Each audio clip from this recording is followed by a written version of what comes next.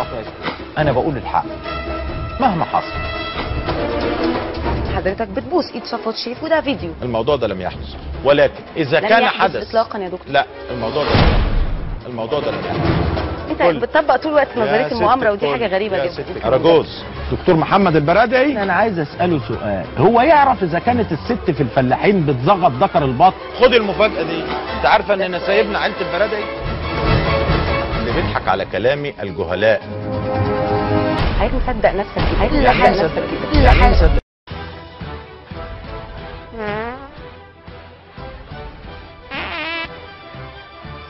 أعزائي المشاهدين، أهلا بحضراتكم وحلقة جديدة من برنامجكم مصر اليوم.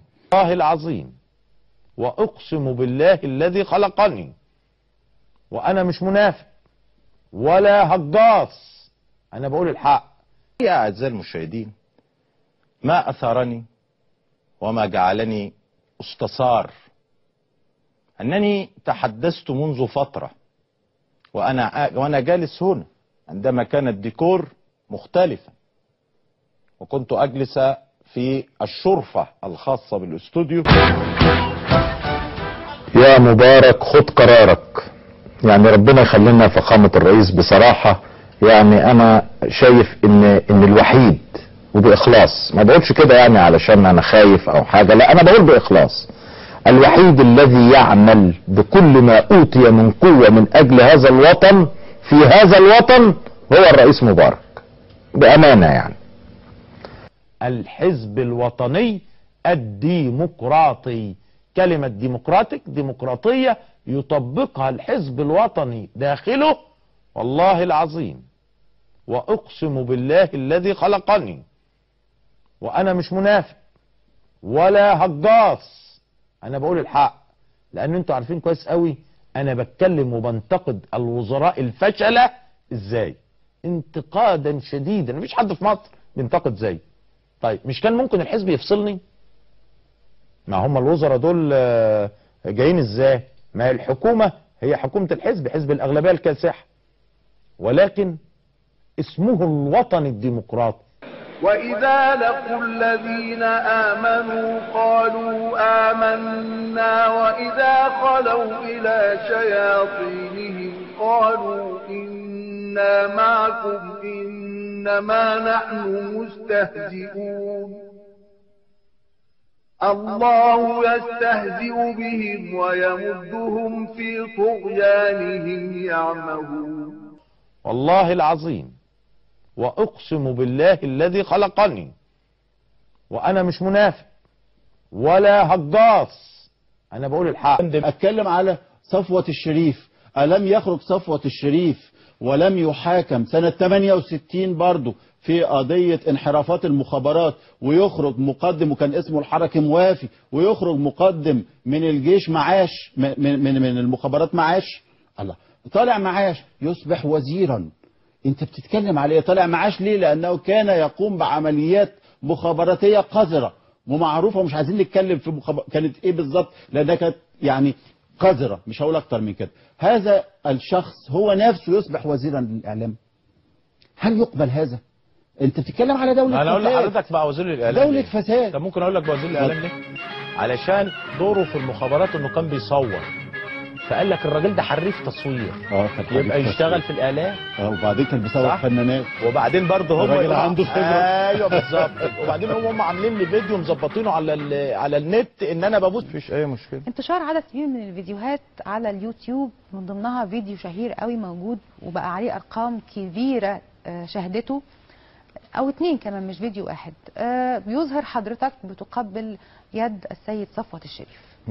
ليه بالتحديد ينزل الفيديو دوت، وايه ملابسات هذا الموقف، ويعني ايه يبقى في فكرة تقبيل يد مسؤول في البلد سواء في حزب وطني او في غيره؟ شوفي حضرتك يا فندم، السيد صفوة الشريف بغض النظر عن ان هو امين الحزب الوطني، الراجل ده قعد وزير اعلام من سنة 81 وحتى 2003. اتخن شنب قبل ثورة 25 يناير وأتخن واحد في الإعلام قبل ما يبقى في إعلام خاص، كان بيتمنى أن صفوة الشريف ينظر إليه نظرة. اذا هو فيديو صحيح مش مركب. لا موجود، انا كنت موجود في المؤتمر وانا كنت موجود في الحفله. يعني هو ان هو بيقبل ايد صفوت الشريف.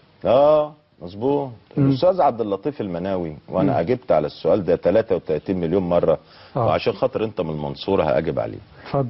الاستاذ ده بيتقال دلوقتي. ما اللي يقول لا يعني انت عارف بتقول انا فانا برد عليك دلوقتي. طب انت كنت فين؟ انت بتقول انا، ولكن في نفس الوقت فهو انت الوحيد اللي قبلت ايد صفوت الشريف.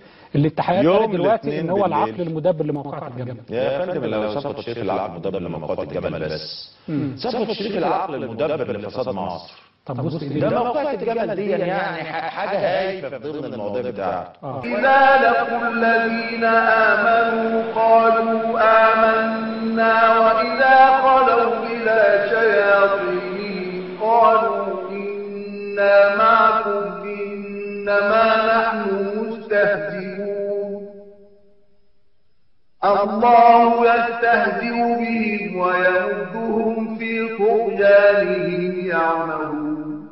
وطالما الحلقة دي في تكريم دكتور توفيق عكاشة، فأكيد لازم نبدأها بأخلاقه العالية وقيمه الريفية الرائعة، وهو بيوجه انتقاد شديد اللهجة لوزيرة القوى العاملة السابقة عائشة عبد الهادي، ونشوف قال لها ايه لما باست ايد سوزان مبارك حرم الرئيس السابق. كانت بتبوس ايدها. طيب انا لو راجل وقبلت يد السيدة سوزان مبارك ممكن اخدها بروتوكول. ما اقدرش ان انا اقول ده فلان كان بيقابل فلانة بروتوكول. اما ان تقبل سيدة يد سيدة فما لهاش علاقة بالبروتوكول. هذا المنتج الفاسد والمنحرف مرة اخرى. لو انتخبت احد او شخصا ممن ينافسونك من تنتخب؟ انا حتما هنتخب شخص من ينافسوني. ستعطي صوت من المرشحين. من المرشحين هتدي لمين؟ يعني هو مرتضى منصور. هو مين ده توفيق عكاش؟ انا مش عارف حد اسمه توفيق عكاش. يعني في مرشحين كتار. ممكن حد ينام ويصحى يقول انا مرشح، ما فيش حاجه مشكله عنده. بالنسبه لبرضه ترشيح حضرتك لرئاسه الجمهوريه، دي مساله انا ليا تعليق عليها برضه. يعني اولا منصب رئيس جمهوريه مصر هو منصب عظيم، لازم يعني برضه يترشح له الناس عظماء امثال الدكتور محمد البرادعي. وانت شايفني سفيه يا استاذ؟ يا استاذ بعد اذن حضرتك من فضلك هتتكلم حضرتك في نطاق الديمقراطيه المهذبه. ما اقصدش انت على دماغي، انما انا مش سفيه قدام حضرتك. شكرا يا استاذ. لان الشعب المصري شعب له صفاته وخصائصه التي تتميز بالصبر. عندما ينفذ الصبر ينطلق لكي يأكل كل من هو امامه اضر به. ماشي معلش حضرتك سميتها ذلك، انا عايزه اعرف ايه ذلك؟ ما هي يعني ذلك يقوم بذلك، ما بتسميهاش ثوره انت؟ انا بقول بقوم بذلك، انا بقول الثوره الذي يريد ان هو يلعب فيها دور. هذه الثوره ملك للشعب وليست ملكا لاحد. تمام. هذه الثوره التي خرج بها الشعب ولم يخرج بها احد. هذه الثوره التي خرج بها الشعب ولم يخرج بها احد. نحن على مدار الفتره الماضيه لماذا لم تقوم ثوره؟ ما لما في قاده كده وناس قاعده عماله لا انا ما نزلتش التحرير. ليه؟ وناس انا حر، كل واحد حر. انا بنزل التحرير وانا رايح وانا جاي، انما انا هنزل. شاركت في الثوره ازاي؟ الدوله او مصر او الشعب، امن الدوله بيحمي الحاكم فقط. بيحكي الحاكم فقط؟ فقط. حاكم مين؟ حاكم هذه الدوله. حاكم ايه؟ الرئيس. حاكم 6 اكتوبر؟ رئيس الدوله. هذا الرئيس جاء عن طريق الانتخاب الحر المباشر لأول مرة من 9000 عام. من 9000 سنة. احنا 80 مليون. المصريين يختاروا اللي بيحكمهم. احنا 80 مليون مواطن اللي انتخبوا بالظبط، كان عندهم بطاقات انتخابية وانتخبوا كانوا بس 8 مليون، منهم 3 مليون انتخبوا ايمن نور. عايز اقول لحضرتك على حاجة برضو احقاقا للحق. جهاز امن الدولة ده مأمن مصر من مخاطر لا تعد من ولا مخاطر تحصى. الشعب ضد النظام، مش من مخاطر يا الدولة فندم الخارجية يا ضد فندم النظام. ليس من مخاطر الشعب ضد النظام زي ما حضرتك بتقولي ومليينك هذا الكلام. مين مليين انما الكلام ده؟ امن مين ووطن هيمليني واستقرار مصر امن الدولة يعني بيبذل فيه مجهود أمن غير عادي، الدولة بس وضباط امن الدولة بيتعرضوا لكثير من المخاطر حضرتك لا تتخيليها. الله العظيم والله على ما اقول شهيد. والله العظيم واقسم بالله الذي خلقني وانا مش منافق ولا هجاص، انا بقول الحق. الله العظيم والله على ما اقول شهيد ان جهاز مباحث امن الدولة هو واحدا من اكفأ الاجهزة المصرية التي تعمل ليل نهار على امن هذا الوطن وساهرا تماما على تأمين هذا الوطن داخليا، وأيضا له أدوار متعددة في حماية أمن واستقرار هذا الوطن. الرئيس مبارك معلم ضرب ضربة معلم، فكرني بحسن شحاتة اللي بيخلي الشبكة تتكلم.